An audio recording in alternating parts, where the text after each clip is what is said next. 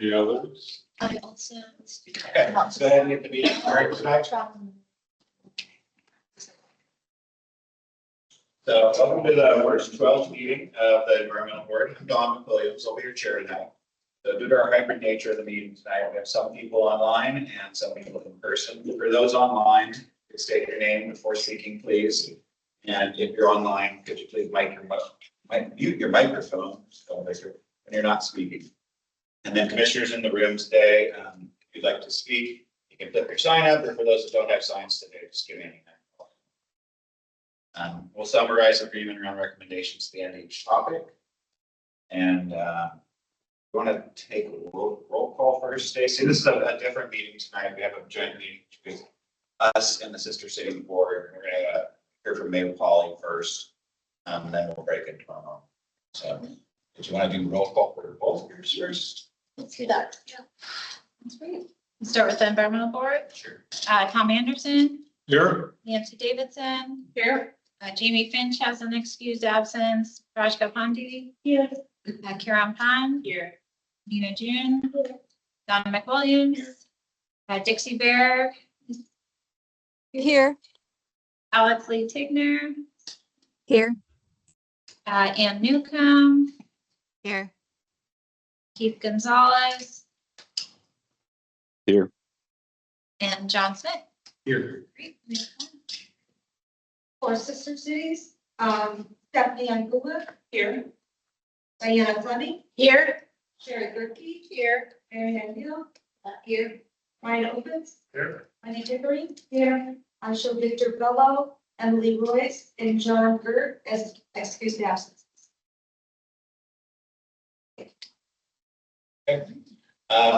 Mayor Polly, it's all yours. Thanks for joining. Well, thanks for having me. Sorry I can't be there in person with you. This is exciting. I would never have guessed in all of the joint meetings we have that there would be a Sister City Environment Board joint meeting. So I think this is really fun. I want to first start off by thanking the Sister City Commission for all the work they've done over the last 2 or 3 years to really dramatically invest in our relationship with Cheshire and Morocco. We did a Sister City visit, and out of that came many, many projects. Then some of the projects had to do with just sharing of information and what's going on in our cities, but also doing a project after the earthquake in Marrakesh, south of Marrakesh, and doing a local community fundraiser that was absolutely a huge lift.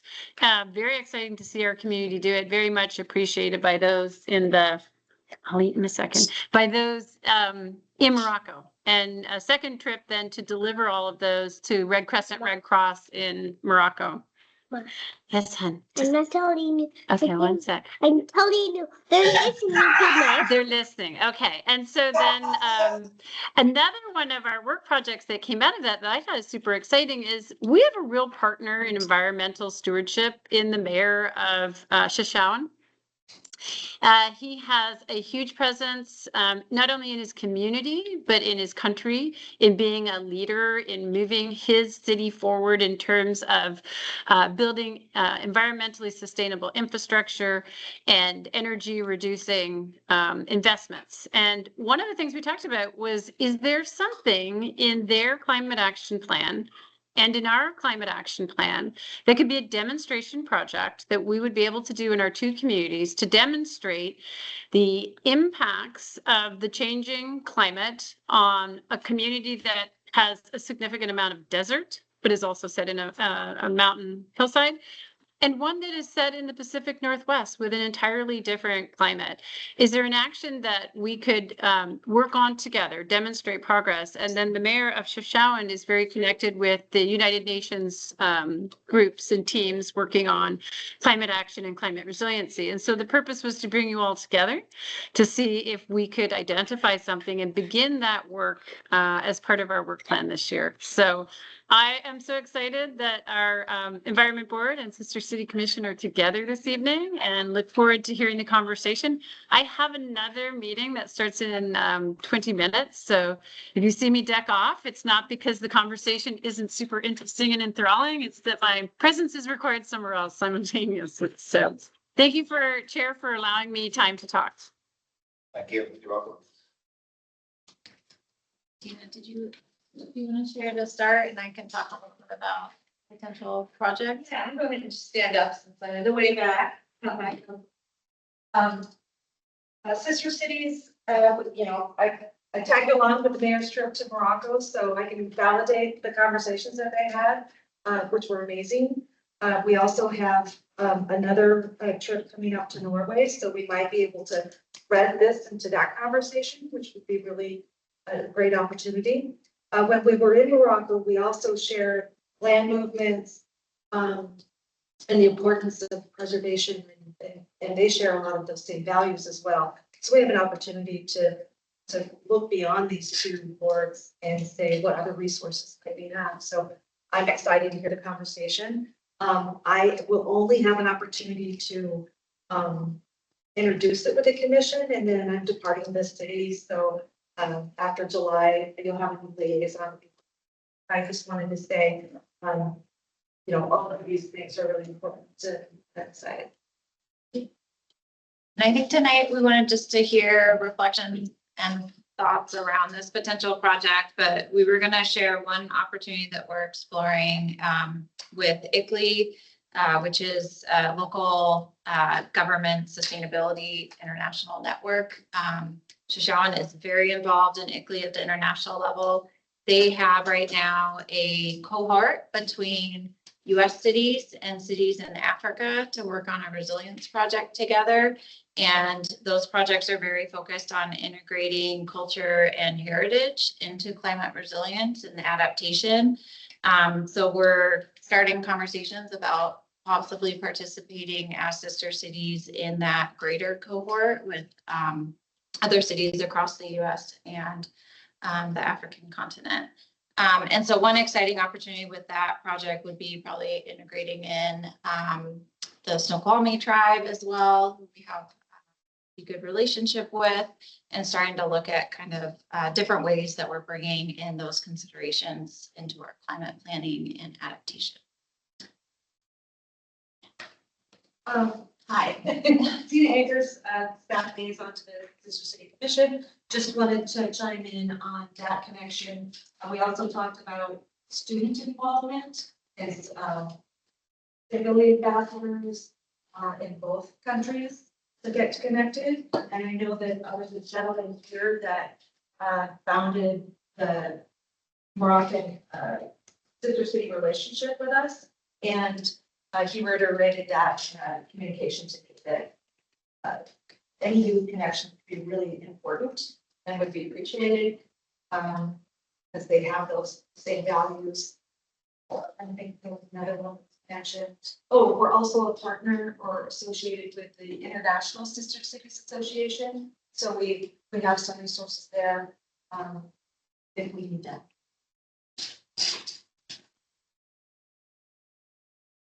So, we did not provide many materials ahead of this meeting around this topic, but just want to introduce it and gain thoughts, reflections, ideas. This is brand new to the environmental board, this topic. I think it's exciting. It's a cool opportunity. It'd be really interesting to see, to get your hands on one of their plans, Stacy, and so we could look at it and kind of see if there's a nexus between what we're doing out here and what they're doing over there. I bet there is, I'm sure there is. Just have to read it and find out. Gotcha. Yeah, so Stacy, I'm just curious, how did it come around? Like, how did this get started? I mean, this is pretty interesting. I'm just curious. Yeah, this is mostly, that's a question for Tina, the mayor and the Sister Cities Commission, I think. The topic of the joint Yeah. project. Well, you have two amazing mayors. You have one in Issaquah and one in Shashawn, and they have a lot of similarities, a lot of interest in, challenging and changing climate. And so they hit it off really well, and you couldn't get them to stop talking about about this. So there was the enthusiasm and excitement. So we brought it home. We delayed having the conversation with the boards and commission members because we were working on the earthquake relief project, because the earthquake happened just a couple days before we arrived. So I was revisiting the topic. Yeah, it's pretty exciting. Did you have any specific projects in mind that we could think about? None that we've had an opportunity to talk with them about yet, but, we actually I haven't been able to find their plan online, but there's a lot of one pagers and references to it. They are doing some really amazing work, as the mayor was saying, around green infrastructure and engineering, electric bikes, youth engagement. They have, like energy centers to educate the community around renewable energy. They have a solar swimming pool. And so just some really amazing things we can learn from, but I think we also need to get our hands on their full climate plan. But I do think there is a possibility working with this greater cohort through ICLEI to really look how we are bringing in culture and heritage into our planning. Also somewhat aligns with one of the city's priorities for building community and a sense of belonging, I think could come into this initiative as well, so. Yeah, in both like the development of the project and also the final like implementation, what would be the level of the broader community's involvement? Gordon? Relatively. The mayor just took a bite. Do you have any thoughts on that? After that's broader community. If you could put the question in the chat, it's a little, the room does echo, so it's a little bit hard to hear. Thanks. Yeah, I could share, while you're doing that, I could share that, it all depends on what the vision is and what the group decides to do. So it could be small or large. It could grow over time. But right now it's just in the idea building phase. Stephanie Angula, Sister Cities Commission co-chair. So I have a question, both for our city and for Chefchaouen. Are we aware of projects that have already taken place in the last, let's say, 3, even 5 years that had a potential to expand into kind of a next level? So some things that have maybe already been done that we could build upon. I'm ashamed to say I don't know what they are for our local community. Yeah, we have a lot of ideas. One of the kind of newer ones is around our resilience hubs too, which is very much community facing, where we're working to develop a network of hubs that the community feels safe in and can visit before, during, and after an emergency. I don't know to the extent that they have developed that kind of network, but that could be an interesting learning opportunity. And again, possibly looking through this ICLEI program of how you integrate culture and heritage into that development. We have a number of community-facing programs around electrification and solar that we could do a lot of lessons learned on, and then even work with our own infrastructure. I think there's one solar pool in California that we found. Would love to hear how they developed theirs, because that's something we would look at with the new pool here. So yeah, I think there's definitely a lot of little projects like that, but there's also ways we could look at this as kind of overarching of how we approach our climate planning and adaptation work. See, I can chime in a little bit too, if that's okay right now. I think depending on the project, I see the question in the chat. Definitely, it would be great if we could have a broader community involvement as the project is going on. I think because we already both have climate action plans and a record of taking actions, maybe a first step is for the Environmental Board and the Sister City Commission to write a letter to our partners in the Chefchaouen administration, talking about 4 or 5 things that we have started or in mid-progress on our environmental actions, and letting them know that we are hoping that as we review and they review our plans, we'll be able to come up with either an expansion or phase 2 of something we have both worked on, or looking for an item within our plans that we may pilot together as a new initiative. Asking them for a response letter to say, please share with us the things that you have been working on, where you have your successes, where your priorities are, and where you're going next. And then maybe we try to schedule a smaller group meeting where we have 2 or 3 from our group and 2 or 3 from their group to get into a little bit of a project technical discussion and come back to both sides with lists of possibilities that you can vet with the community and figure something out. So that might be and Tina's better than I am at understanding about how to begin the kind of conversation, but I wonder if that's a suggestion we might go with.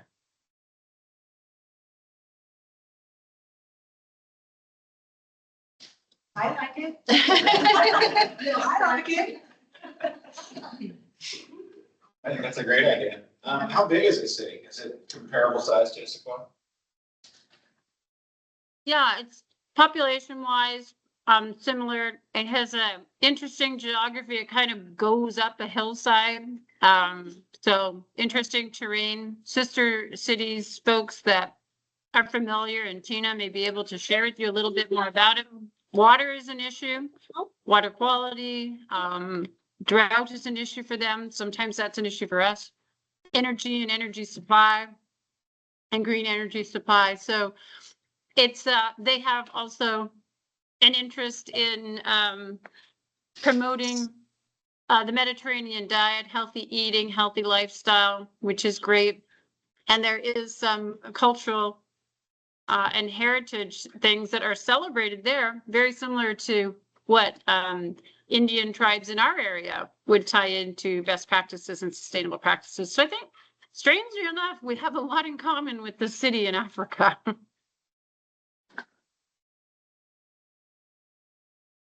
It's exciting. Well, I like the idea of writing a joint letter.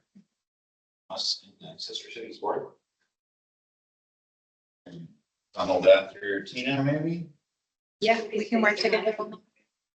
John? Yeah, we could work with the chairs if that works and vice chairs.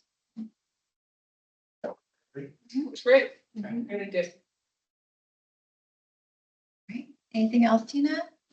No, thank you. I'm enjoying this in-person component and the virtual, working out really well. We're gonna move to the side room, so we'll be quiet and we'll finish our business. Thank you. Thanks for calling. Board members on the line, we'll just take about a 1-minute break. Thank you for your time, everybody. I know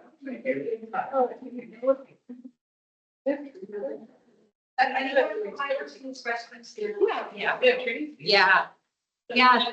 Do something around trees there and planting. Yeah, I'll send out a few links.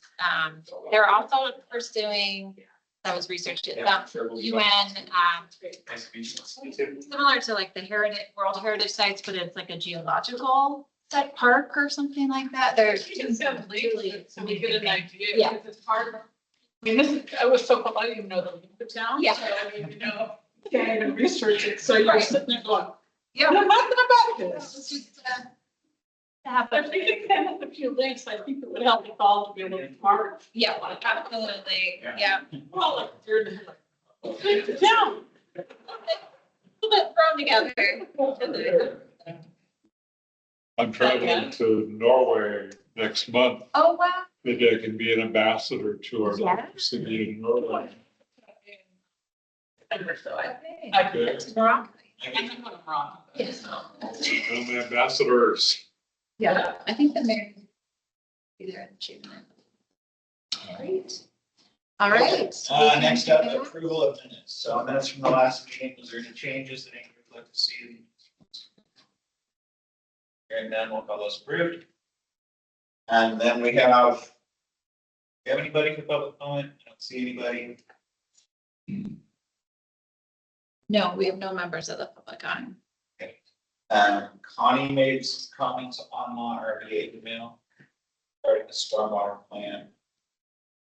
Next up, we're gonna have Evan and Mike are gonna join us and they're gonna walk us through the stormwater management plan. Ron? We'll hand it over to you, Mike. Go ahead. All right, great. Let's just check that everything's working. Audio, good. Presentation showing? Not Yeah. yet. All right. Your presentation's up. Perfect. All right. So first off, thank you all so much for being here this evening. Really appreciate the board's contributions. Something that's important to me. I sit on the environmental board for the city I live in, so really value any contributions you have or things you'd like to share this evening. But yeah, my name is Mike Vermeulen. I'm our Water Resources Program Specialist. I'm the primary coordinator for our NPDES Stormwater Permit. Also online is Evan Brumfield. Evan, do you want to introduce yourself real quick? My name is Evan Brumfield. I'm Environmental and Regulatory Program Manager, former NPDES Coordinator, assist Mike now. Awesome, thank you. All right, so yeah, I expect to have a bit of extra time on this presentation today. I don't need it to be formal, so if it's all right with everyone, feel free to ask questions as I move through it. There's a lot of different topics within the stormwater permit, so we could take our time and, you know, disambiguate anything as we move through it. The goals for today's presentation is just to get everyone familiar with our stormwater permit, then to give updates on our 2024 annual report and the key metrics that are in there that we like to share out annually, and then give the more major updates to the 2025 Stormwater Management Program Plan. That's also available online right now for public comment. So if you're more like me and you like to have a chance to read through things and think about them, you can also submit comments via email on any of the content tonight to the email address there. And I believe that was emailed out to you already, but I'll also drop this link in chat for you. All right, that should be there for you. Great. All right, and then we'll of course have time for Q&A if we have any remaining questions. But just to give the really broad overview of what NPDES is, I will be referring to it mostly as the permit or the stormwater permit tonight. It is our phase 2 National Pollution Discharge Elimination System permit. It is a mouthful, which is why I call it the permit or the stormwater permit. This all originates from the Clean Water Act. The EPA delegates authority to the Department of Ecology to administer the permit to different municipalities in the state of Washington. So we've been given this permit from the Department of Ecology, and in it are outlined a bunch of different terms, conditions, and programs that we need to make sure that we're meeting throughout our permit cycle, which we just entered into a new one. So I'll be going through those different program components in a second, but really the whole purpose of this permit is to make sure that the stormwater we're discharging as a city is as clean as possible, is how I like to think of it. So really how they refer to it is it regulates stormwater discharges to waters of the state. All right. And to even take it back another step, stormwater is just, runoff from rain and snowmelt. So when it rains in Issaquah, that rain hits our built environment, right? And it gets transported through our stormwater infrastructure. A lot of this is underground, but some of it is above ground as well. So as that rainwater travels, it has the potential to pick up pollutants, and it is sometimes treated and sometimes not treated, depending on where you are in the city, before it enters our surface waters, and our surface waters being things like our rivers, streams, creeks, lakes. So it's really important to make sure that that water is as clean as we're able to have it. And there is some language at the top, which is how I think of it as permit talk, but yeah, it's saying to reduce the discharge of pollutants from the city's municipal separate storm system, MS4, to the maximum extent practicable to protect water quality. And to do that, the 9 major program components that we have outlined in our permit, this was 8 last year. If you were in this presentation, you might recognize that we have one more in here. So the different 9 are stormwater planning, public education and outreach, public involvement and participation, mapping and documentation, illicit discharge detection and elimination, controlling runoff from new development, redevelopment and construction sites, stormwater management for existing development, source control program for existing development, and then operations and maintenance. So though coordination is housed out of our public works department in Issaquah, this is really a very broad overarching permit that is, folks from our parks department are very involved in, and our permitting department as well. And it goes to many different staff across the city to make sure that we're keeping the stormwater clean.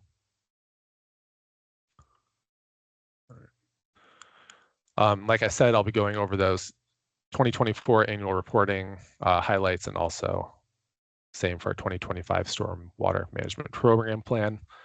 I'm going to pause here for a second before I jump into those updates for each of those different program components, just to see if anyone has a question about, what the heck is this stormwater permit? No questions over here. Wonderful. All right, so I'm just going to go through those sequentially. Each slide's going to look like this, and it's just going to highlight, what is the main purpose of this section, and then you'll see the 2024 actions and the 2025 plan. So our stormwater planning program, the goal is to inform and assist city staff in the development of policies and strategies for water quality management tools. In 2024, we didn't have any new requirements that we enacted. We really focused on continuing to implement our storm and surface water plan, and then continuing to coordinate across departments to make sure that we're helping inform, policy and strategies across the city. That storm and surface water plan, I believe it was adopted in 2023.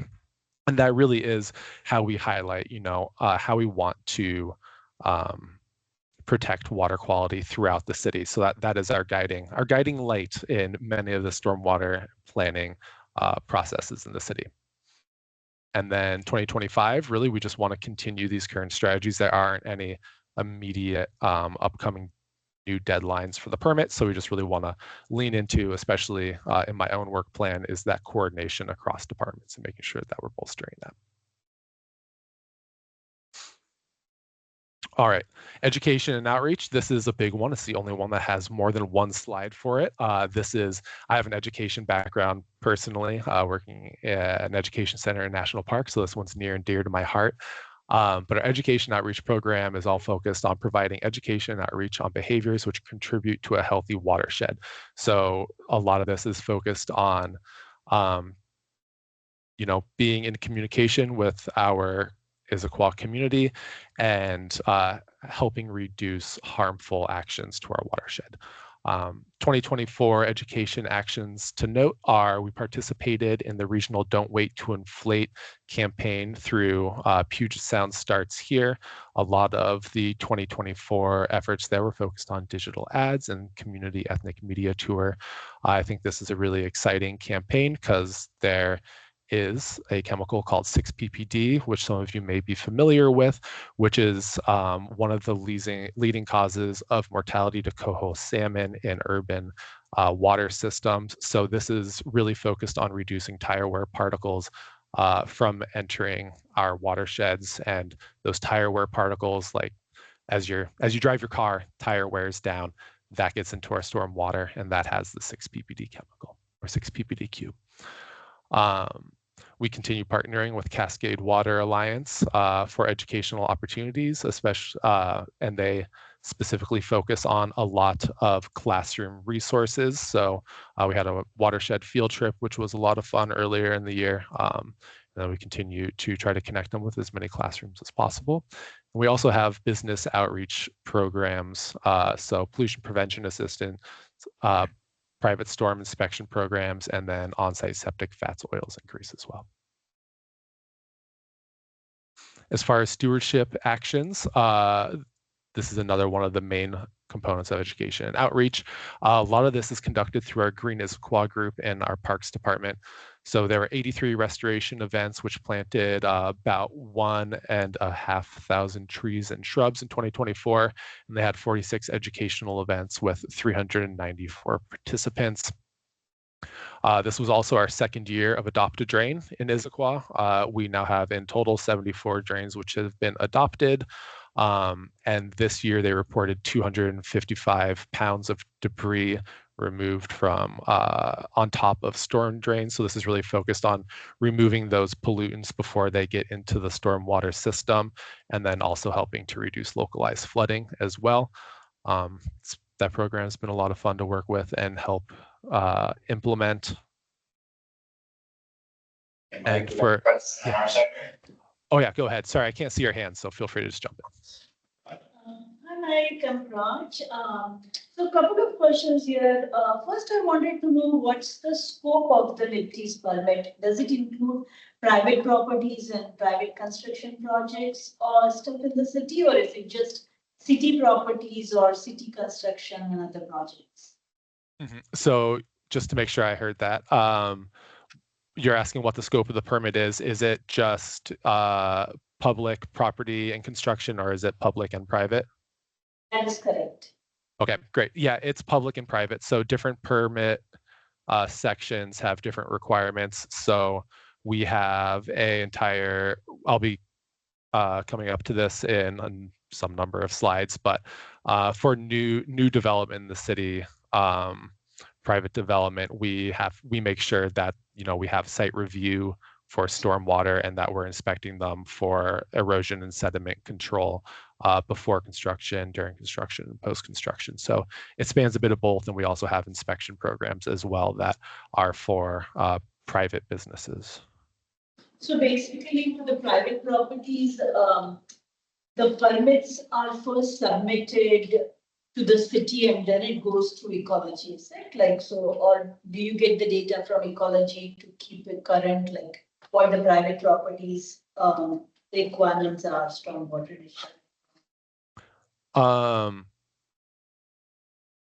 For a better answer, I might need to lean on Evan or get back to you on this, but as we get development plans submitted to the city, our permit team reviews those to make sure that the plans are as they need to be to go ahead with development. Okay. If that answers your question. Sorry, I have one other quick question. I saw on the previous slide, one of the previous slides, there was something about don't wait to inflate campaign. Or can you tell what that is? Yeah, so that is the Puget Sound Starts Here campaign that's focused on reducing tire wear particles from cars. Yep. So the whole catch line, don't wait to inflate's like, make sure you inflate your car tires before they are losing too much air, because a more inflated tire will lose less rubber from it as they drive, and also it'll, you know, help you save money at the gas, like at the refuel station, and then also be safer to drive. Okay, thank you. Yep, of course. Couple more questions. Yeah. I was wondering how the adopted drain debris removal was calculated. Is that just like an estimate based on what you guys know, or is there some sort of reporting system that or surveying that goes into that? Yeah, so it's a self-report system. It's more like it's a community program, and anyone in Issaquah can sign up for it. And when you sign up and adopt a drain, you know, a lot of folks are doing that, like in their neighborhood that they live in. They're asked to go out about twice a year, every few months, and clean off their storm drain. And then they report what type of debris and how much debris they were removing from on top of the storm drain that they adopted. One more for you, Karen. Yeah. I was wondering who is like the target audience for these education outreach programs? Is it just students, or is there more to that? Yeah, so, all right, sorry, I keep losing my cursor here. So a lot of these have different target audiences. So for instance, Don't Wait to Inflate is general public, just anyone that's driving a car. We're trying to get to learn more about this, and but with the community ethnic media tour, focusing in on, you know, a lot of different languages throughout the Puget Sound region as well. So Bridge Latina is the one who led that, and the focus on that was getting information out into more communities that may not be getting stormwater education as like focused stormwater education, like as the target audience. So like predominantly I've seen that stormwater education going out to like more affluent white communities, and they're trying to diversify the communities there. That's been a really targeted audience, or a really targeted effort through the Don't Wait to Inflate campaign. Cascade Water Alliance is focused on school students predominantly, and then our business and outreach is focused on, the business community in Issaquah. So we hit a bunch of different target audiences, and then we have an upcoming requirement to have a oh my gosh, the actual terminology is, behavior change program, and that'll be focused towards likely businesses as well. One more question for you, Mike. Nancy? Yeah. So you're talking a little bit about outreach to business and to the business community. But I know that in other presentations we've received, we've talked about trying to get more outreach to businesses related to solid waste and recycling type things. Is that coordinated as we're talking to them to maybe look at, how we can best be effective with the business community? Yeah, so out of our environmental team, we also have our solid waste analyst as well. And one of the big things we talk about often is making sure that we're getting our messaging across in more of like a packaged way, instead of going to the business community like 10 times in the same year with like a bunch of small messages. How can we have fewer touches that are more comprehensive for our different city programs? And one of the ways that we try to have that more comprehensive approach is through our source control program, which I'll be talking about in a little bit, and then also our pollution prevention assistance program as well, where we can talk more about that, the solid waste nexus with water pollution as well.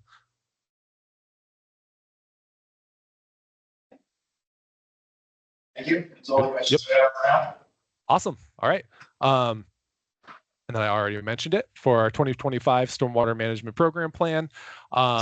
We really just want to lean into continuing our, regional participation and prioritizing existing programs, and also making sure that we develop and implement that behavior change campaign that I mentioned with the deadline for this summer. We have a couple of different options there, and we're just trying to feel out which one's best for us, continuing our dumpster outreach campaign that we did on the previous permit cycle, or choosing something new. All right, our next permit section is mapping and documentation, which is exactly what it says. We have a requirement to create and maintain digital mapping data. In 2024, we continued to maintain all of our existing data, and we also implemented Cartograph and asset management software. This is really exciting for us. It's not a specific requirement of the permit, but it will help us meet a lot of our permit requirements and do it more effectively and efficiently as well. So this is an online system where we can like map out and show the condition of all of our different assets being things like storm drains, pipes underground, above ground treatment, all those different types of things. So that's been an exciting project, and getting that implemented, that'll be also a big part of 2025, is making that as robust as we can. And then we're starting to scope a couple of 2026 deadlines, one of those being providing MS4 outfall information to Ecology. So that would be location, size, and material of our outfalls. What an outfall is basically like end of pipe, so where our stormwater system discharges into surface water. And then also in 2026, we will have the requirement to have all of our tree canopy on city-owned or operated lands mapped out as a part of a larger effort in the permit. And you'll see more of these in future years around our planning category, but to incorporate canopy planning into also our stormwater program plan as well, with the idea there being that, having a more robust tree canopy slows down rainfall, makes it less of a flashy like input of water into our stormwater system, and also helps reduce pollutants. Mike, I got a question for you. And I'll let you know I'm incredibly familiar with this permit. So on the tree canopy mapping requirement, is Issaquah planning on using the entirety of the tree canopy and designating that as stormwater tree canopy, or are you just going to use a portion like your forested land? A portion like what? Sorry. As in your open spaces, or are you gonna include all your trees, your street trees, everything? Have you thought about that? Yeah, I've thought about that. We have our existing data. We show tree canopy, I believe, are able to show it throughout the entire city at this point in time. And some of the conversations that I want to have is if there would be of value to any of our different groups to have it delineated between public and private or not. So yeah, I guess more to come on that one specifically, but I don't know if that answered your question. Yeah, I'll wait to hear more later. Okay. Yeah, it's one of those ones as I've asked staff, they're like, we have this data existing right now, and we're scope, I think our urban tree canopy plan will give us a little bit more information once we get into implementing that more out of our parks group. Thank you. Yep.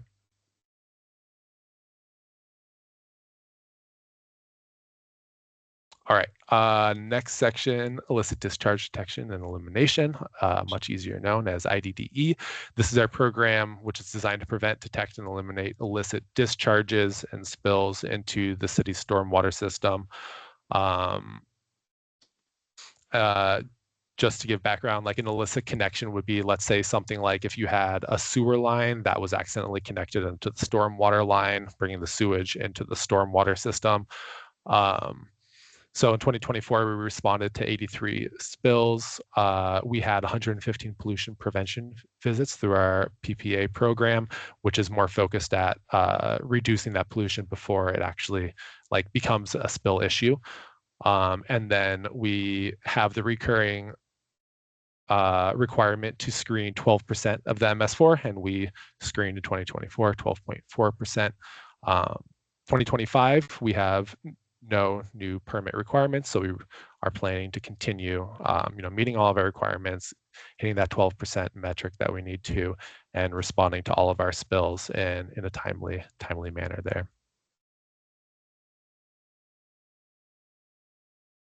All right, and this is the permit review section. So controlling runoff from development and construction sites.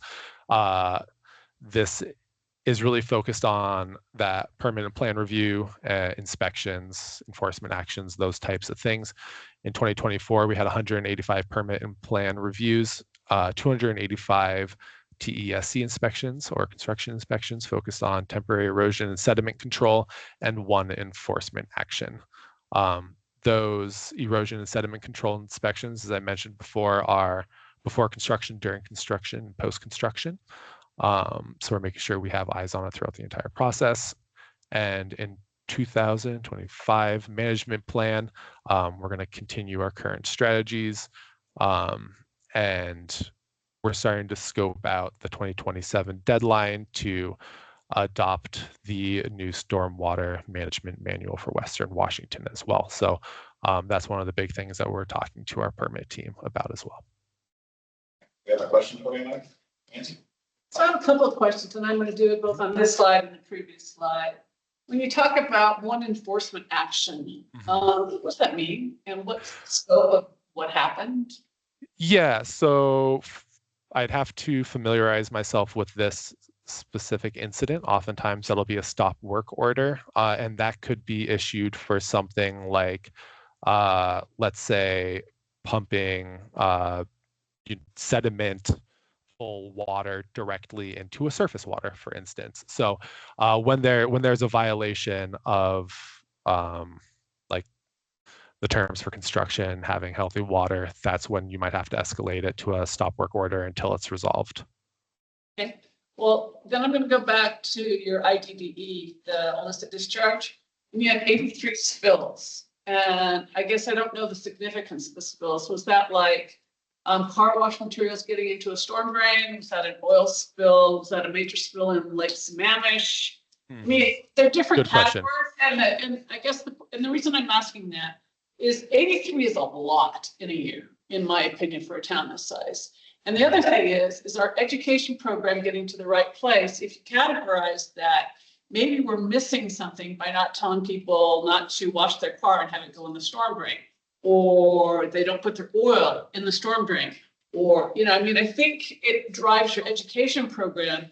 Because if you see 83 this year and you see an escalator decrease next year, we've got a problem in what we're trying to educate the public about, because we have these kind of bad things happening in the stormwater system.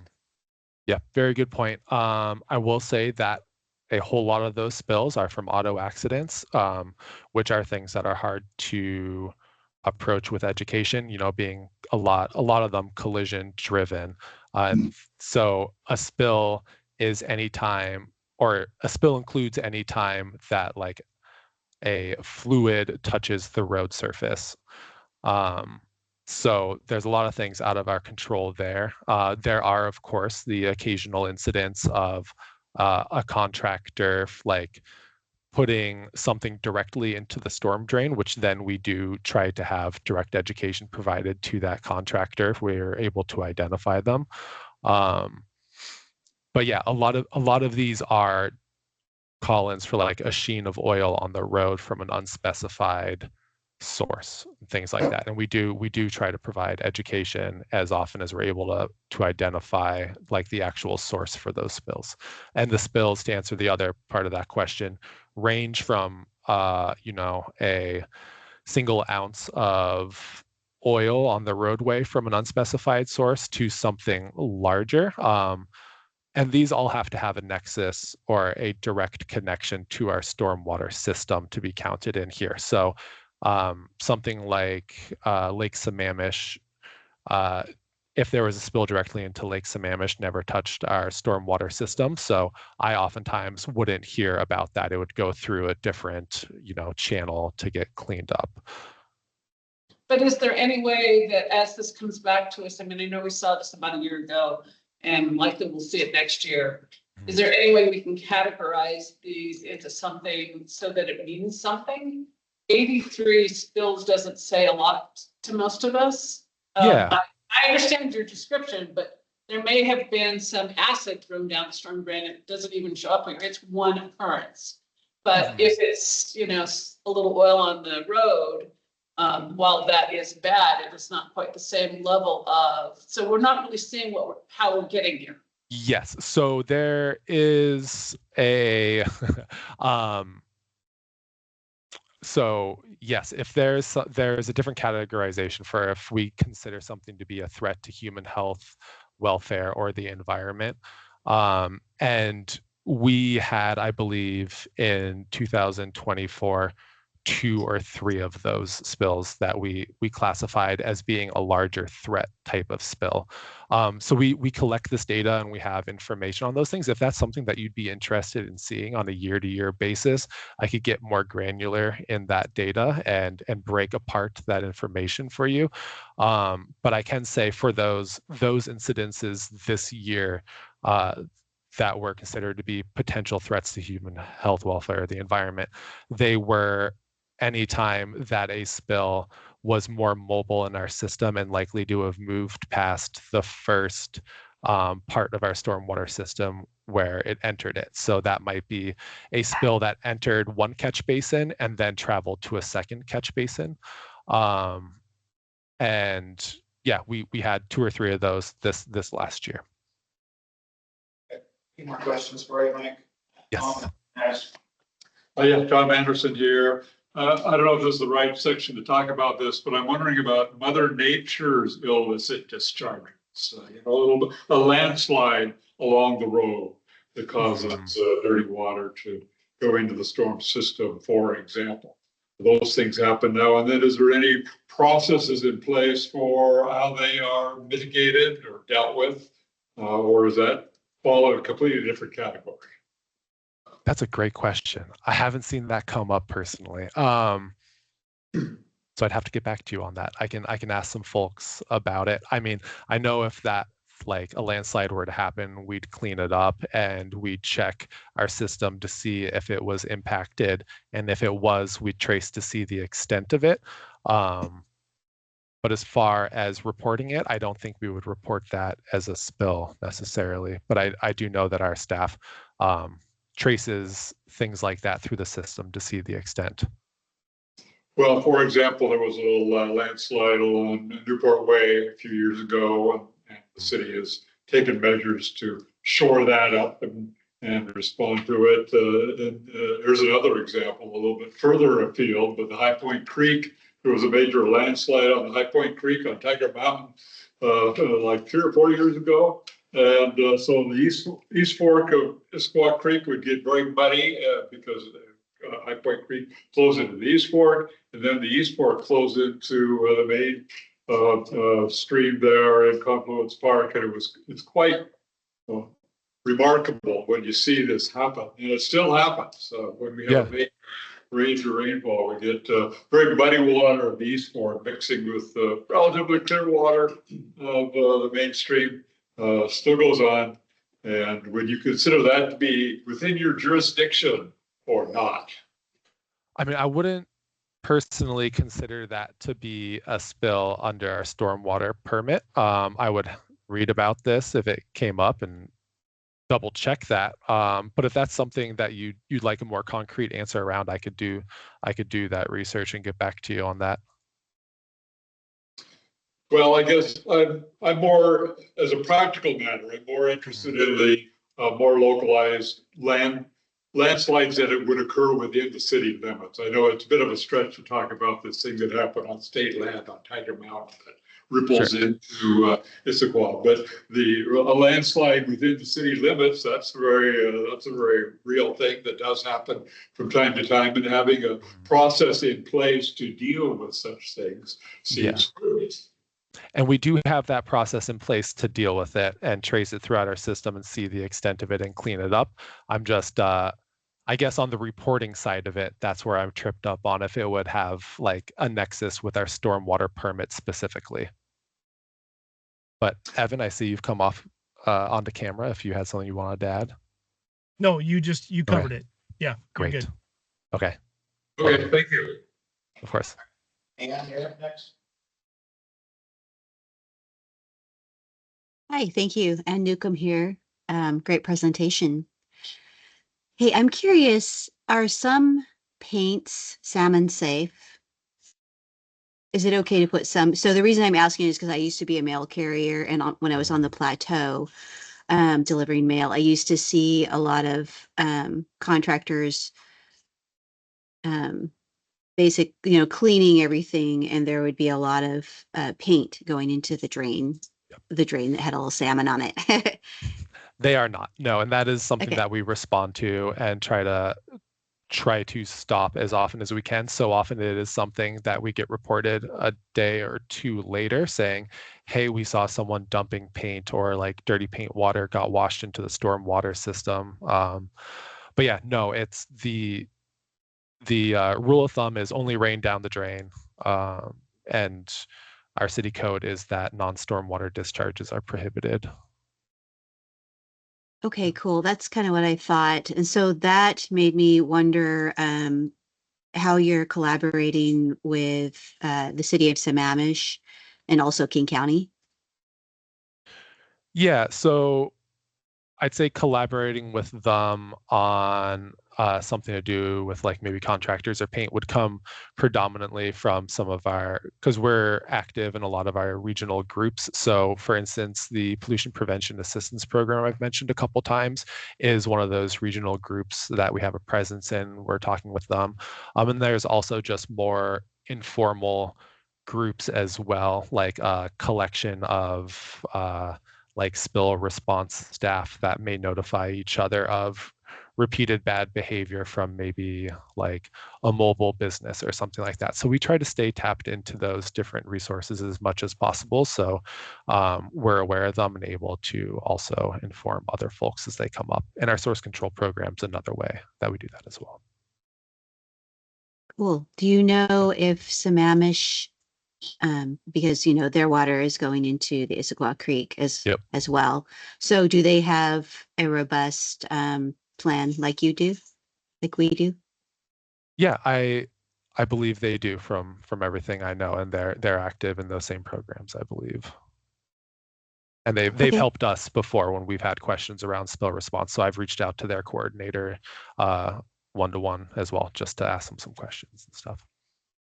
Cool. Yeah, Yeah. I know it's hard to get people to do the right thing, especially when they're in a hurry and trying to make money. But Yeah. thank you so much for everything you do. Of course. Yeah, and it is, if we find something that goes across city borders, we always reach out. We don't just say not our city, not our problem. It's our watershed, and it's a collective resource. That makes sense. Yeah. Awesome. Thank you. Of course. One more for you, Mike, before we move on. John? Perfect. Yes, what are the pollutants of most concern in stormwater runoff? And what is the source of these pollutants? You mentioned one earlier today, 6 ppd from tires. What are the next two big pollutants? Oh man, the most toxic pollutants are like 6 ppdq or 6 ppdq known, and then oh my goodness, it's been a long day. Apologies, and I have an 8-month-old at home. But in your old caulking, if this comes to the tip of someone's tongue, let me know. Old caulking, old paint, Evan. PCBs, thank you. They are one of the very most toxic as well, and they're fairly mobile throughout the environment, and they last. They're like a forever chemical, so they're very toxic and of high concern. But things like 6 ppd and PCBs, they're hard to trace often, or they are just very much like in the background of our water. So one of, I think, the biggest concerns we have are more of those point sources of pollution, things like a single large spill from, let's say, an accident or something like that, that we can mitigate and directly remove from the system before it ever reaches the actual waterways, right? So if there's like, again, I keep going to it, but like a large accident, a lot of fluid comes out of the vehicles and it gets into our stormwater system. It's all about stopping it in the system, plugging it up, and removing it so that we can directly remove it, because we can address that immediately. A lot of the other things like 6 ppd are education that we can provide to make it a shared understanding in our community that it is a problem, but we don't have that direct, like, immediate influence on it. Okay, thank you. Yeah, I'll also add, sorry, fecal coliform is a big issue in Issaquah, and Mike's going to touch on it later in the TMDL section, but both Issaquah Creek and Tibbetts Creek are impacted by fecal coliform, and so we have certain actions through the stormwater permit that we're supposed to follow. And so, yeah, I'd say that's another big one that we're always trying to get ahead on, educate on. And yeah, with our septic inspection program and pet waste and all that kind of stuff. So that's, I'd throw that one in there too. Thanks for that, Evan. 100%. We don't have a permit or a slide on TMDL in this presentation, but it is in our stormwater management program plan if you'd like to read up on it there. But yeah, having our water bodies on that list of impaired water segments for fecal coliform makes it immediately a big priority. Okay, thank you. Yep. One more gentleman before we move on. Raj? Hi, Mike, again. So I have a question on Nancy's input.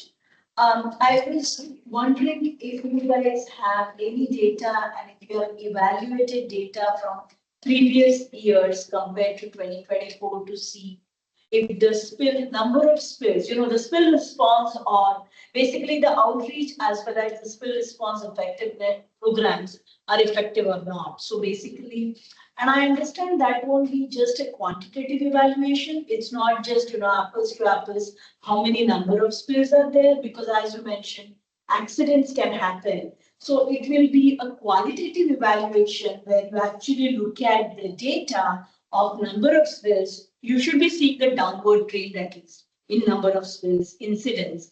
Plus, you need to check if the severity of the incidents. For example, there could be business violations for secondary contentment, chemical handling. These are clearly, the spill incidents which are related with more, which need collective business practices, right? So that means the outreach, education, the policies, they are clearly being violated. So things like that. Have you evaluated that? Because I think that will be important to know in which direction we are heading, right? And so that's what I was wondering. Yeah, you've touched on one of the projects that I really would like to dive more deeply into. I'm going to say it this way, when I do have time. But I have looked at the quantitative data and compared that for all of the different years that we've reported on spill response. I've only been here with the city for 2.5 years now, so I only have that qualitative background for a couple of years and can't say just like off personal experience where like what all these spills have looked like. But overall, the total number of spills we've had throughout the years has stayed within the same ballpark. A lot of our outreach and education isn't directly tied to a lot of these spill things. Some of it is, but yeah, it stayed about consistent, the number of spills we get every year. But qualitatively, I don't know if the type of spills we've been having have been changing. But it's a great suggestion. I think it would be very informative to see that. I think that's all you have on your side for now. All right. So retrofit program, I like to call it that, as opposed to our stormwater management for existing development program. The retrofit program is really focused. It's one of 2 permit sections in areas with that existing development. It's our first year having this in our permit. Issaquah has been assigned 6.6 acres that we need to treat in this permit term. So that is saying like an area needs to be treated by our stormwater infrastructure of 6.6 acres. And we've considered a lot of the different projects in our capital improvement program, and 2 of those we are moving forward with in 2025 and 2026 and planning to complete construction in this permit term for both the Birch Place retrofit program and Dogwood Street retrofit project. And those will treat together 35.5 equivalent acres of area, the stormwater runoff from there. So it's really exciting that we're going to be going above and beyond the 6.6 required acres for this. And also this is in tandem with that storm and surface water management plan as well, because these are both around the Old Town area, which has our older infrastructure and less existing treatment right now. So this will be adding treatment to one of those high priority areas in our watershed in Issaquah as well. Mike, do you know, those are 2 roadway construction projects. Do you know what kind of treatment you're going to be using? Is it green infrastructure? Is it underground, like storm filter vaults, or a combination of both? Underground treatment vaults. Underground treatment. Yep. Thank you. Of course. So updates you'll be seeing throughout the permit term on this is progress around these 2, and if we have any other projects that we've either added to our list as being fully funded and intending to move forward with, or other projects that we will be planning on completing as well. Also, for areas of existing development, we have that source control inspection program I mentioned earlier, which focuses on preventing and reducing pollutants in areas with existing development that have those pollution generating businesses. So we have an inventory that we update on a running basis every year. And we are required through this permit to complete inspections equal to 20% of that inventory, which in 2024 was 41 inspections. We completed 61 inspections, targeting predominantly food services and automotive businesses as well, to 2 different businesses that have a potential in Issaquah we see to really be getting pollutants into our stormwater system, be it through like fats, oils, and grease, or from automotive fluids. So we met our requirements 2024, 2025. planning to continue updating that inventory and making sure that we're inspecting 100% of all those sites identified as like possible complaints coming from them, and then really leveraging the connections we have in those areas as well. We like to try to have that be paired with our pollution prevention assistance program as well, so that we're able to provide resources to businesses instead of just showing up and saying you have problems you need to fix. It's more of a, hey, we've identified possible pollutant sources and we'd like to work with you to come up with like a spill prevention plan and maybe help resource you if you need help with that. Question for you on this one, Mike. Yeah, I had a question. How are these businesses that are visited, and if they do need changes, and even if they don't, do they get revisited? And then if so, how often is that? And then also, if they are visited and there is something wrong with the way that they are releasing pollutants into the stormwater, and then you visit them again, is there any penalty, or is there added like restrictions or anything like that that happens to the business? For sure. Yeah. So we like to typically plan these inspections in areas that might complement other efforts that are going on in the city in like a more targeted way. So like I said, we like to try to minimize the amount of times we go to businesses so they're not getting overtaxed by our staff showing up.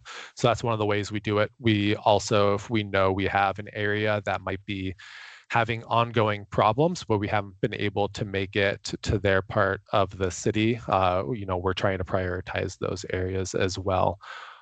If we do find a problem, we have an education first approach. So we like to work with the businesses to get them in compliance and not go straight to penalizing them.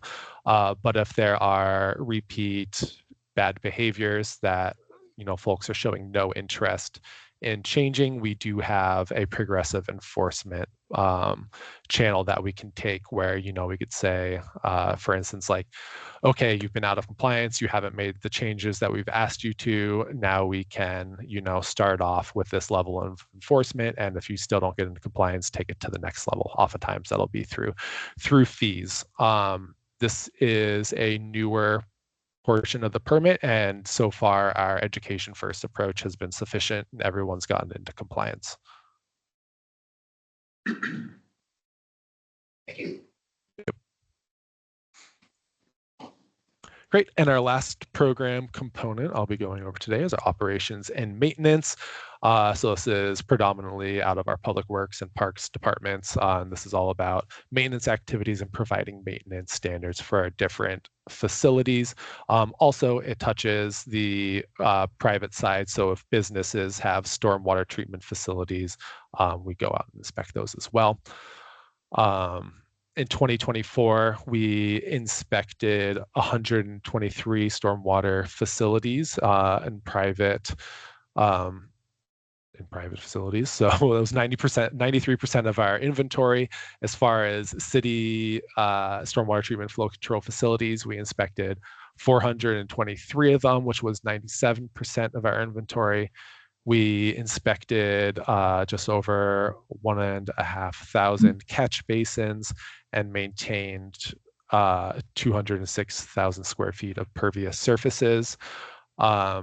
We've met all of the targets that are outlined in the permit, and we really just 2025 plan want to continue meeting those and focusing on leveraging our asset management tool that we started to implement this past summer, and making sure that it's helping us really track these in a strategic way and have us be able to start targeting based on that as well.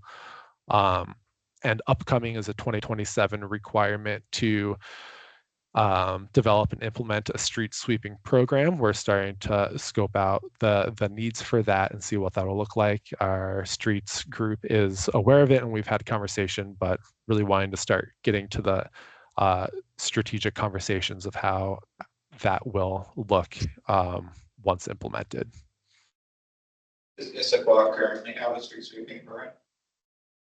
A street sweeping permit, did you say?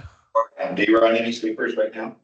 Yes, we run sweepers, and we have our own mechanical sweeper, and we contract out regenerative air sweepers, I believe. we're looking into the possibility of getting a new sweeper grant funded. That'll be something that we're planning on applying to this year in tandem with an enhanced maintenance plan as well. So the preliminary look at the permit requirements is we're already going above and beyond what they're asking us to do as far as the amount of street sweeping in the city. The main thing is just making sure that we're documenting it and able to continue that level of effort moving forward. Thank you. And for folks that may not be very familiar with street sweepers, mechanical street sweepers are really good at picking up large debris off the street. So like, let's say there's a really windy event, they can get a lot of that debris off the street. But then there are other types of street sweepers which are very good at picking up fine particulate matter. So things like tire wear particles, which introduce 6 ppd into our waterways. So it's an important consideration to take in, like how much of that mechanical sweeper are you running versus some of those sweepers that are able to pick up that fine particulate matter, and making sure that you're strategically implementing both those tools in the right way.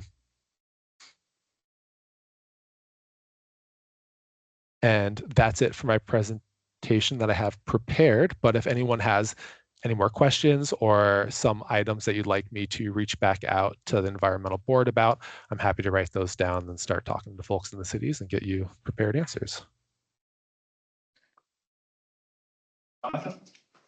I see around town businesses and the city using de-icing salts and herbicides and pesticides. Are those being controlled, or is there a need to control those? So we do have an integrated pest management policy for the city of Issaquah, which is more focused, or which focuses on, using safer pest and herbicide management tools. So that's one of the ways that we do handle that. And then as far as salting, I believe we sand our roads for ice events. Not 100% on that. I might ask Evan if he's still on to come in on this. Yeah, we use salt as well. Salt as well? Okay. Yep. Is salt benign? Sorry, is it bean? Is that what you asked? Is salt a benign pollutant? Is it bad for the environment? Yeah, I mean, that is a topic of discussion across the region, right? And so it's a conversation that we've had. It's a level of service issue as well, as far as danger on the road of having ice compared to removing that ice so people are able to travel around. And so we have not done any studies in the city, but that's something that we do have discussions on. So I can't answer that yes or no. Example is I see Costco in the wintertime. The Costco campus is just covered, all the walkways are just covered with salt. And I can see it just leaching straight into the water, the watershed through their ponds. And I'm just curious if that's bad for our environment. It seems like it would be. Yeah, and without looking at, to know exactly what the product is and everything, I know I see the same thing all over the place as well. So yeah, I can't say yes or no to that. I have one last question.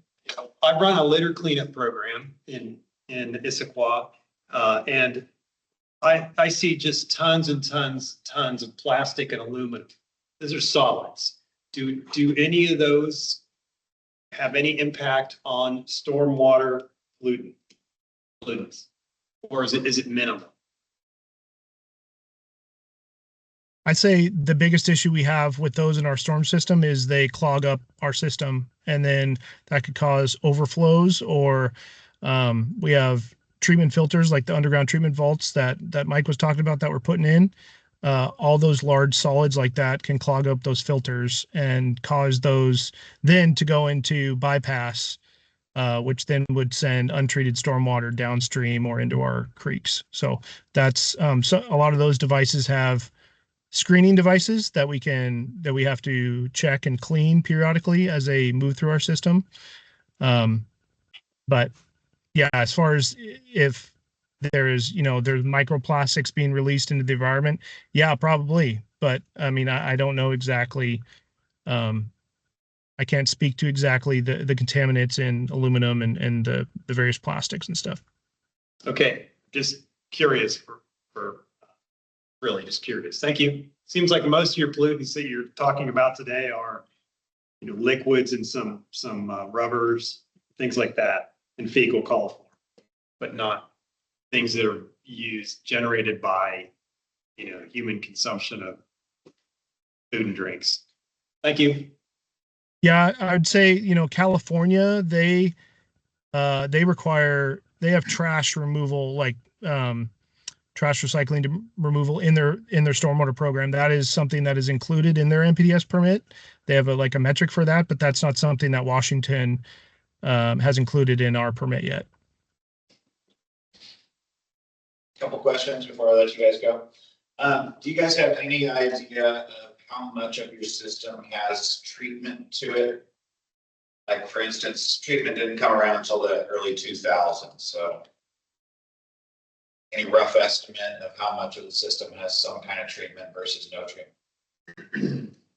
Not off the top of our head, but yes, we have started to map out existing treatment facilities and flow control facilities across the city. I believe that effort, at least for our city-owned areas like the MS4, is all mapped out at this point in time. So I haven't seen a conglomerate of the data yet, but that is something that we've been doing in anticipation of an upcoming deadline later on in this permit cycle. That'd be interesting to see at some point. Yeah. Yep. We report on that as one of our performance metrics annually. We don't currently have a target, but we do have data. And 2024, I don't know if they've actually published the 2024 data yet. We just submitted it, but in 2023, it's 40% of the streets, public streets. We're still working on the private. Nina, you had a question?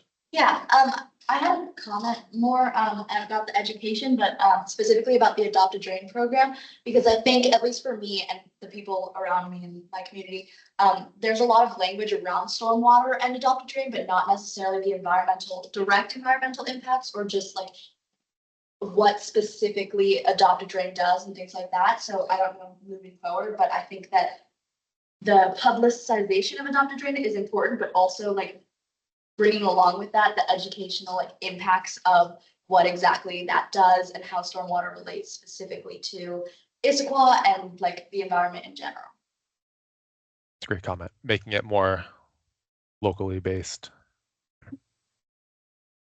Mike, could you provide the link to the Adopt a Drain program to the environmental board, please? Absolutely. Would you like me to email it out or just drop it in chat? I can send it out, Mike. I'll send out the public comment link again. So happy to send it out. Great. Tom? Oh yeah, Tom Anderson here. I'm actually looking at the Adopt a Drain map right now, and I'm noticing there aren't any on Front Street, but yet I know there are drains on Front Street. Is that a matter of policy? You don't want people accidentally getting smacked by cars. So there is a drain. There's a drain where my driveway comes out on Front Street that I've adopted, but not officially. Thank you. So is that a safety issue? That is why you don't do any of them? Yeah, we removed all of the high traffic drains from that map. You also might notice that there are no private storm drains as well listed on there. If there are folks who are interested in adopting a drain that's not on the map, you can drop a pin on there, and then I'll get notified that a pin has been dropped. And I when that happens, if I have a concern about safety, I reach out to the individual directly to see if it truly is the drain that they want to adopt, and work with the individual or individuals to adopt that drain. But yeah, that's a safety consideration. We also, ask folks to never actually open up the storm drain and do anything inside of it, just only do things on the surface and, wear bright clothing and things like that. But yeah, like for instance, we're working right now with fish over at the Issaquah Salmon Hatchery to maybe develop some educational program materials, or at least support them in that. And then as part of that, they're looking at dropping a number of pins across their facility to show that they're adopting them too.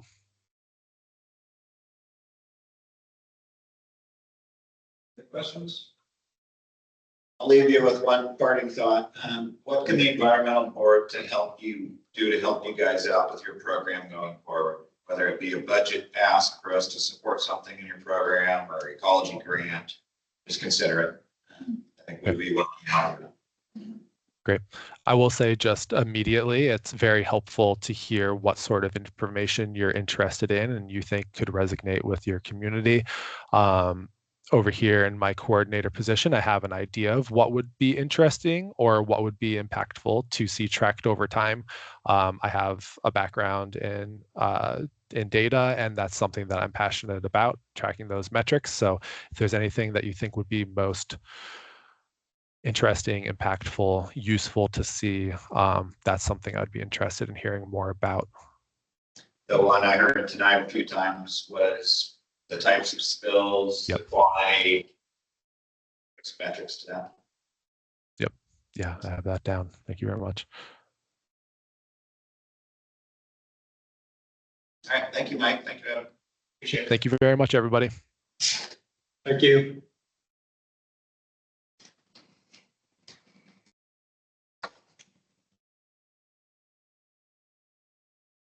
That's all the presentations we have tonight. Stacy has a few report for us. Great. Yeah. Why don't we start with youth reports? I believe Nina just had some items. Yes, I have one report from Zoe, who's working with sustainability ambassadors in the city for the policy, and they have a meeting set for March 27th, and that's when the board hearing is. So they are going to get voted on there, and then it's in committee right now. So hopefully that will pass through, but I know that the school district is having some problems with their general running it generally, but that is kind of that's the current hope for that. And then I just had one other thing about a personal project I'm doing. So I go to Gibson Neck, and that's a big picture project-based school right next to Clark Elementary, the community center.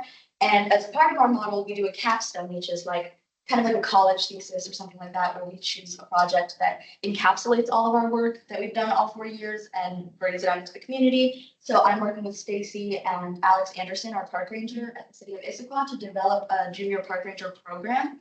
And it's inspired by the National Park System program, but on a city level, so it's more personalized, to kind of get the youth out into the city and connected with all of the green initiatives we have. And so one of the things that I'm doing as part of this is reaching out to Green Issaquah partners. So some of the people in here I've already reached out to, but Travel Limited, Issaquah Alps Trails Club, Mountains to Sound Greenway, Issaquah History Museum, the Fish Hatchery, the Snoqualmie Tribe, and then Green Issaquah are some of the partners that hopefully, how the program will work is it will hopefully be standalone. So participants will get a pamphlet and then go around to certain prompts, and some of them will be just like visiting a park point or something like that. And then others will be go to a Mountains to Sound volunteer event. And every time you'll get a stamp, and then after that you can send it in either by mailing it, and Alex will send a certificate and a badge, or there will be hopefully like designated days where Alex is already doing some sort of community event where kids can come, and it'll be a semi-official junior park ranger program like ceremony.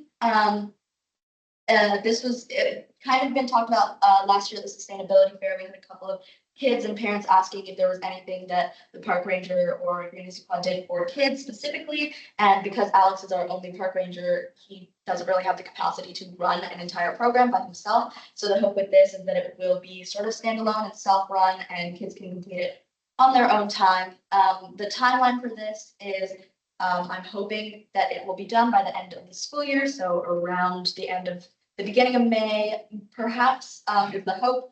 But for launch, I am hoping I'm in contact with Issaquah Alps Trails Club, and they said that I could promote it at their Harvey Manning 100th birthday celebration.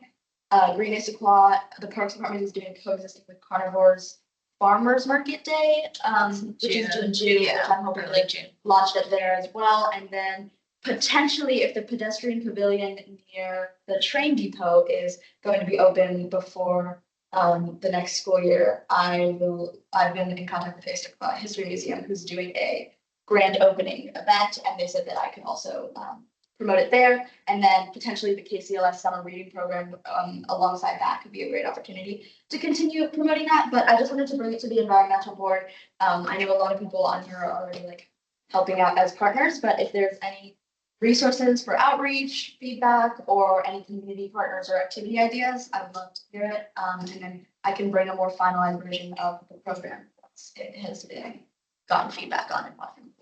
It's exciting. That's great. Yeah, you already have a interest from fellow students on this? You've been around it internally?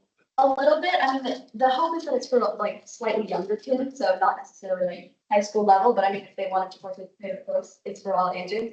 But I know Stacy has access to young children groups, and I've been reaching out to people who are interning at youth and childcare places. So I'm hoping that I'll be able to get feedback and trial run it with certain groups.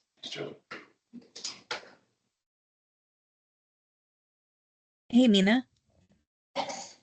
This is Alex. I was just going to say Friends of Lake Sammamish State Park is hosting a new event on May 3rd called Spring Into Adventure, and this would be perfect to have there because it's about just different ways that you can connect with the outdoors.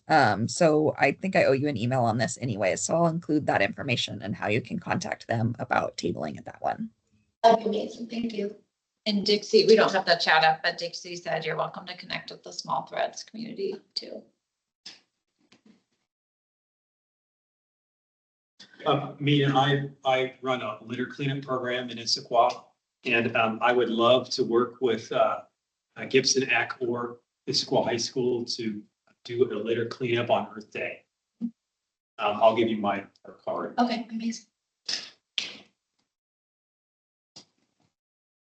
All right, I have a few other updates ready to launch into those.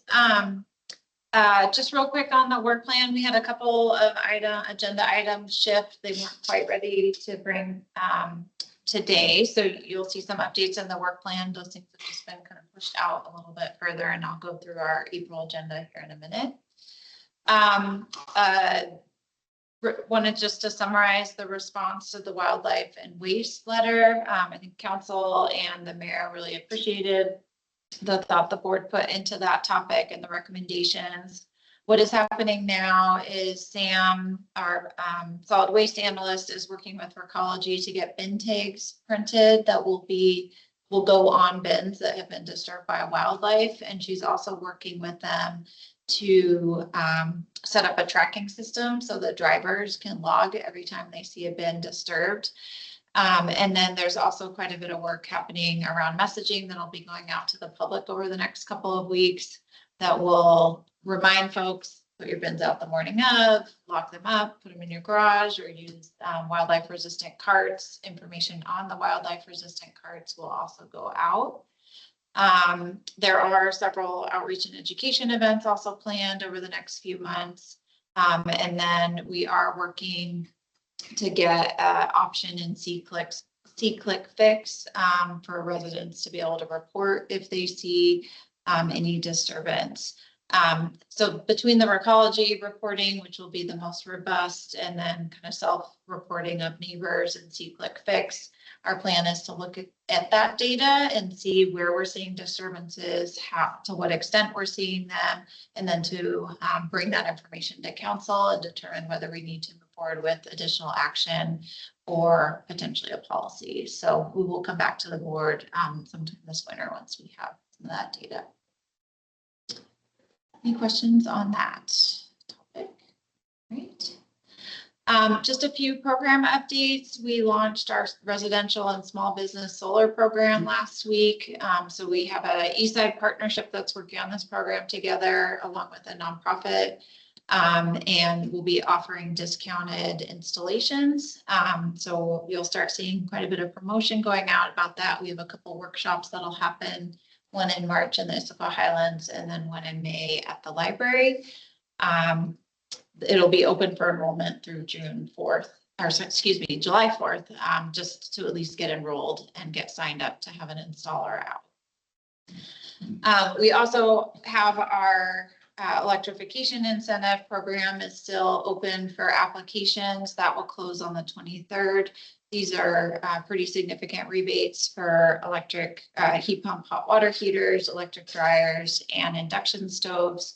And then we also have a induction cooktop giveaway program that will come with cooking classes for kids to learn how to cook on induction cooktops. We've had pretty good interest in the rebate program. Right now, if we were to allocate to everyone that's applied, we've spent a little over half of the funds. So we're doing another big push over the next 10 days. Less interest on the portable cooktops, but we're doing a lot of personal outreach. Met with Imagine Housing yesterday. We were handing out flyers at the food bank today, so we're trying to do quite a bit more outreach. There'll be a flyer going out in the school district peach jar as well in the next few days. So continue to work on that outreach. And then the last two updates, the environmental board recruitment is complete. Interviews are happening next week, or I should say it's underway. The application period is complete. We had 11 candidates, so we'll be starting interviews. We have 2 regular positions, one of which is a youth position, and then 1 alternate position that are open. And then last item, maybe to have a very brief discussion on, is the sustainability fair booth. Seemed like there was enough interest at the last meeting to have an environmental board booth and help introduce yourself to the public that might not be aware of you. There was a few folks that expressed some interest at the last meeting about participating in that. I was thinking maybe we could just get a few of you together to talk about what's the message we want to have at the booth, what do we want to display at the booth, and then we could also get a sign up out to the board for folks to sign up for slots to be present and stand at the booth. So it's April 26th, 9 to 2, and Saturday. It's a Saturday. Yeah, David and I will definitely be there to help you, and Whitley, but we will be probably not available to stand at the booth, but we can help with planning. So I know Anne was interested in helping project. I think maybe you had mentioned. If there's anyone else at least helping to think about what we do at the booth, would love just to have you all connect offline. So Susie, I will just take a look at my schedule and if I'm available that day, I would be happy to be there. Okay. There are a couple of things happening around that time, so I'll just confirm with you in a few weeks. Yeah, spring is busy. Understand that. If you're available, just to even help brainstorm ideas, I think that's helpful. So. I am working with Issaquah High School to develop some posters. Yeah. For Earth Day, and I would like to display them somewhere at the sustainability fair, but I don't know where yet. Yeah, we can. But this would be a place we could do it. Okay. Great. Maybe send out a reminder to the board, Stacy. I'll send out a reminder, and maybe Anne, Praj, at the very least, we could get together and brainstorm. Since David and I will not have a booth, we have a trifold, we have a spinning wheel, so we have some items that could be used to display information. Here. You know, you have a skeleton in the background, right, Anne? Yeah, what's that guy? We can see What's that person's name? Yeah. Who is that? That's Boney Bonnie. Wrong was not Shaw.